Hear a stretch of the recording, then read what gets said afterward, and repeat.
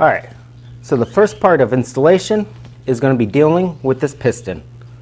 I turn it on this side and you should be able to see an intake. That is going to be pointing up. But that's not the important part right now. What we got to do is get these rings installed. Sometimes they come installed already in the cylinder, but this time I'm going to do it myself.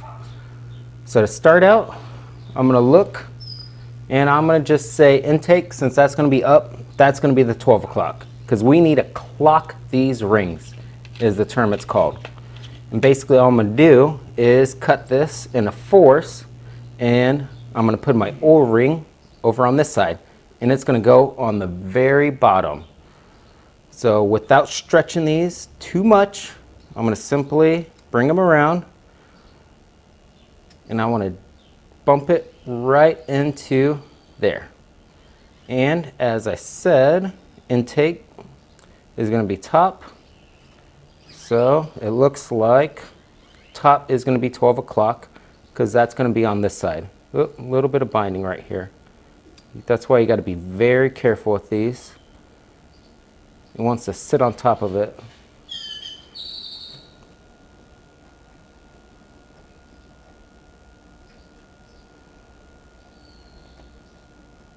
But we're going to push it over just a smidge.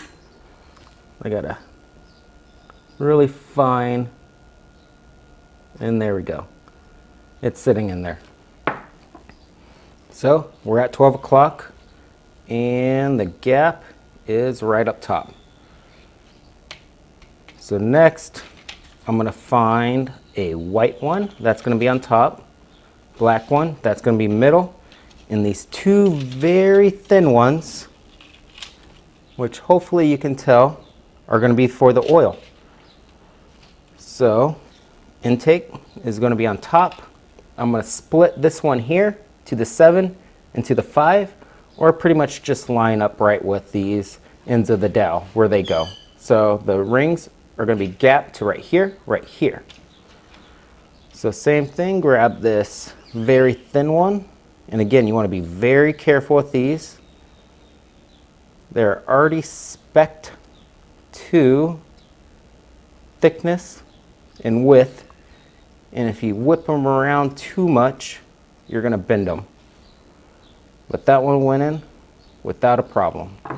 And as you can see, I'll get my screwdriver out here and I'm just going to push this oh so slightly, trying not to push the oil ring because I don't want any gaps and I want these set up just right. And there we go.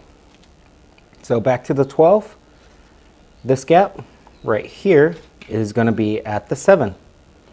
So just like last time, without moving that oil ring too much, I'm going to bring this one around to about where I want it. It's going to be right there. And it's going to be the top one. So I'll line it up right in there. Bring this thing around very gently. As you can see, it just barely clears this top of the piston. And it fell into the wrong hole. But that's okay. All you got to do is you're going to fish it back out and bring it down. Happen again, so we will fish it out one more time. As I said, you want to be very gentle with these. And bring it down to that next one. So I have, back to the 12, I have one at the 7, and I have one over here at the 5. So next, I'm going to have my middle ring at the, what is that going to be, the 9. And that way there is no gap that are perpendicular with each other. So same thing, reline it back up. I'm going to want it right here. So I'm going to start it out about where I want it. Hold it in place. Same thing, try not to stretch this out too much. This one's a tight one. There we go. And bring it down to the middle. Just like that.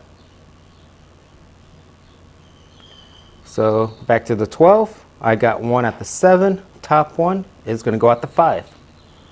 So same exact process, line it up to about where I want it, being the top one.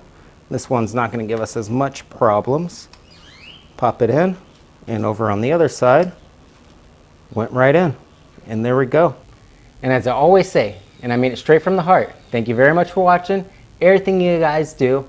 If you think you know of a performance part that I need for this scoot to make it as fast as possible, let me know and I'll test it out and try it out.